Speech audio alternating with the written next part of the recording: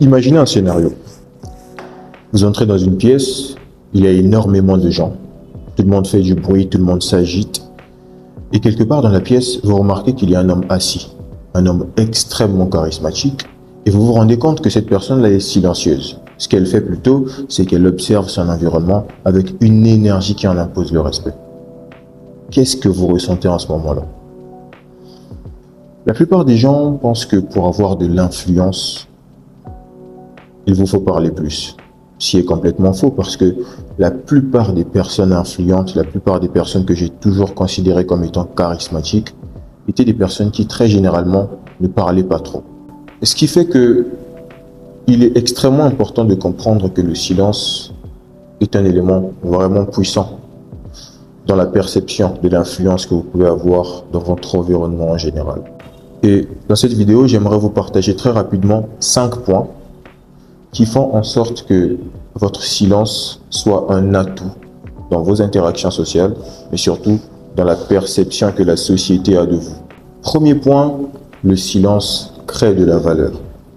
Alors aujourd'hui, vous allez me demander pourquoi est-ce que le diamant il est valeureux. Je vais vous répondre, le diamant il est valeureux parce qu'il est extrêmement rare.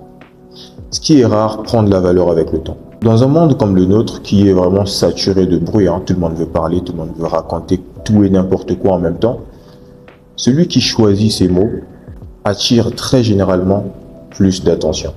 Ce n'est même pas une attention qu'il quémande, c'est une attention qu'il mérite de par le fait qu'il se distingue des autres. La plupart des gens, rendez-vous compte dans votre entourage, essaient toujours de se donner l'air intéressant en essayant au maximum d'avoir des choses à raconter, des choses dont tout le monde s'en fout très généralement, qui saturent juste l'espace. Et il y a des personnes, on les connaît lorsqu'elles arrivent dans un environnement, on sait qu'elles vont tellement parler qu'elles vont nous saouler.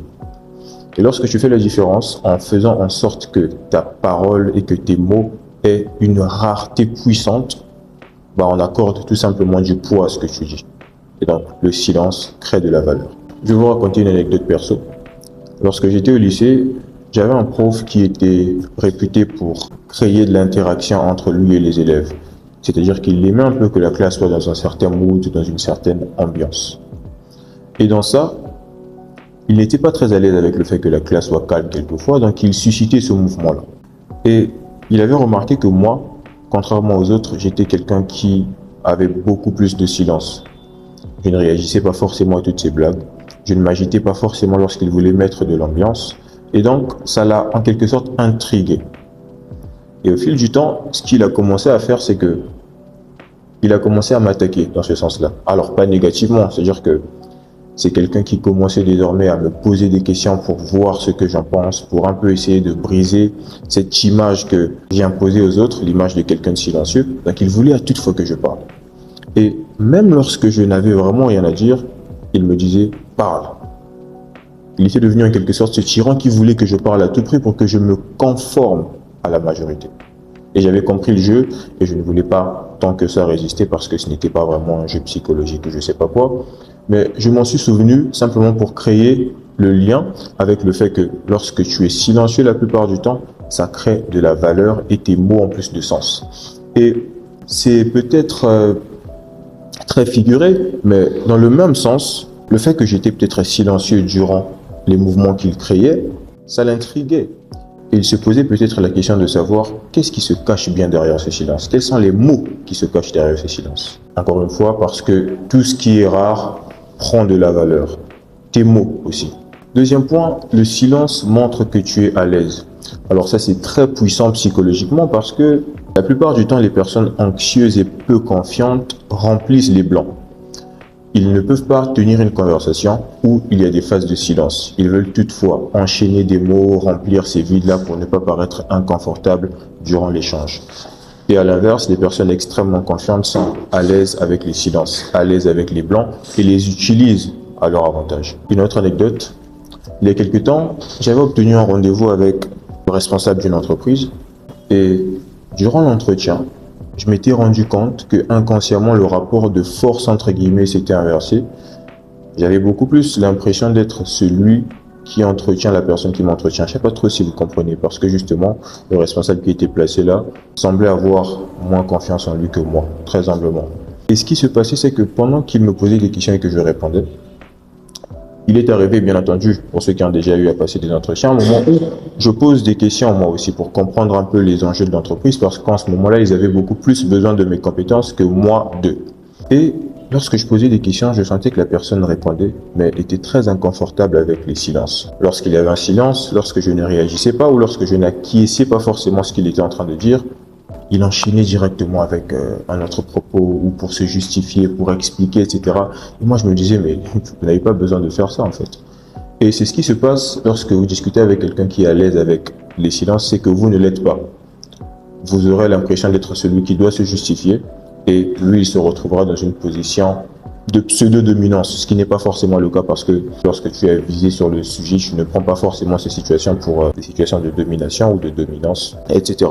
Donc encore une fois, dans ce genre d'interaction, celui qui arrive à rester le plus silencieux durant l'échange montre qu'il est le plus à l'aise en fait. Et ça va dans le même sens que le troisième point, c'est-à-dire que le silence pousse les autres à parler. Justement parce que les meilleurs communicants parlent moins qu'on ne le pense. Ils posent plutôt des questions, puis ils se taisent. Quatrième point, le silence donne du poids à tes paroles.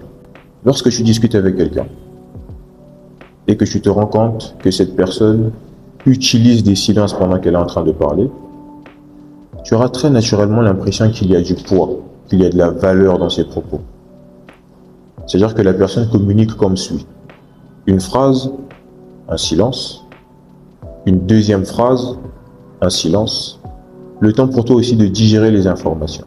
Et tu vas remarquer que tu prêteras beaucoup plus attention à cette personne et tu auras cette impression que tout ce que la personne dit a de la profondeur. Donc le silence donne du poids à tes propos. Et très logiquement, le cerveau écoute et assimile davantage, car justement, il y a une impression de profondeur. Et cinquième et dernier point, le silence est une démonstration de maîtrise. C'est-à-dire que tu n'as plus besoin de prouver quoi que ce soit, tu ne veux pas forcément gagner tous les débats. Et justement, par rapport à ça, j'ai une anecdote. Lorsque j'étais à la fac, il y avait généralement ces petits débats qu'on avait entre scientifiques, avec des amis de l'époque. On pouvait parler de biologie, de chimie, etc. Et je me rappelle que j'avais eu un débat de biologie avec un ami. Et moi, j'étais vraiment à fond dans le débat. J'étais dans un mood où je voulais à 100% remporter le débat. Et du coup, je me mettais à sortir des arguments. La personne n'était pas forcément d'accord. Mais cette personne avait fait une chose qui m'avait extrêmement fait mal, j'avoue. Pendant que nous sommes en train de débattre, je sors un argument et tout. Et je me rends compte que la personne reste silencieuse. Et elle fait un signe de... Et la personne s'en va. C'est subtil, ça peut être interprété comme, ça dépend encore de ton niveau mental pour interpréter ce genre de scénario. Mais moi, je ne l'ai pas pris en mal, ça m'a fait sourire parce que je me suis dit, ah oui, elle vient me dunker dessus là, elle m'a carrément dunké dessus. Parce que ça m'a montré que la personne avait tellement confiance en ses propos que c'était inutile de débattre avec moi. Ce qui n'était pas forcément le cas parce que j'étais aussi persuadé que j'avais raison. Mais c'est juste un pattern pour te faire comprendre qu'il y a des attitudes, comme le silence dans cette situation, qui te fait comprendre que tu maîtrises la situation. Je sais de quoi je parle, je n'ai plus rien à prouver. Va faire ton débat avec le mur seul dans ta chambre. C'est très puissant. Et ce n'est pas une façon de vous dire que c'est une échappatoire, pas du tout, ce n'est pas une échappatoire. C'est quelque chose que tu dois vraiment appliquer quand tu es certain que tu as des raisons de le faire. Parce qu'il ne faut pas le faire à tout va. Les principes que je donne sur cette chaîne sont vraiment des principes à appliquer avec authenticité. C'est une personne qui de base est silencieuse, ce n'est pas une personne qui parle très souvent, parce que ça aurait été pu interpréter autrement. Si c'était une personne que je connaissais comme étant bavarde, dans un tel débat, le fait que tu dises j'ai pas envie de débattre ou que tu restes silencieux et que tu t'en ailles, ça montre que tu as fui le débat. Mais si de nature je sais que tu es une personne silencieuse, extrêmement charismatique, dans un débat tu réagis de la sorte, tu ne veux pas aller plus loin, il peut avoir raison, en quelque sorte. Donc en même temps, tu n'as plus besoin d'avoir le dernier mot, etc. Et paradoxalement, c'est là que les gens commencent à t'écouter attentivement. Parce que le lendemain, cet ami-là est lui-même revenu sur le débat. Je ne sais pas si il était allé trouver d'autres arguments, mais lorsqu'il est revenu, avec un désir de continuer le débat, j'ai beaucoup plus eu envie de l'écouter. Je suis resté un peu plus silencieux que la veille parce que je me suis dit, je vais maintenant comprendre pourquoi est-ce qu'elle est restée silencieuse et qu'elle s'en est allée pendant qu'on faisait le débat. Et il n'y avait rien d'intéressant, je vous avoue, c'était encore pire qu'hier.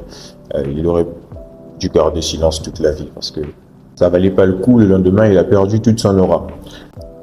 Pour terminer, j'ai décidé que cette vidéo soit assez courte parce que je voulais rapidement partager l'essentiel de l'importance d'utiliser le silence dans ses interactions quotidiennes et dans la société en général.